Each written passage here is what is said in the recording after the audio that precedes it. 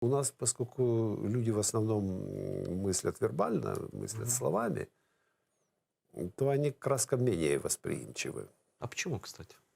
А так люди устроены. Это люди или именно постсовок? Это не наше, это вообще все. Вот, Все? вот, допустим, ты пришел в Лувр, да?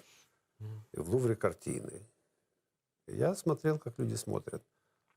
Люди где-то минуту изучают этикетку, а Читают. картину 30 секунд. Кстати, интересно. Понимаешь? Да. Они все равно мыслят все равно словами, вербально. Им всегда нужно объяснить. Да, объясните, что имел Вот в виду знаешь, художник. вопрос, который больше всего раздражает художника. Ну, конечно. Художника сразу шерсть Дыбом. на холке дыбом. А вопрос этот очень стандартный. А что вы этой картиной хотели сказать? Да блин уже. То, что хотел, то сказал. Только я сказал не словами. Попробуй это увидеть. Я думаю, что Им все равно нужно объяснить.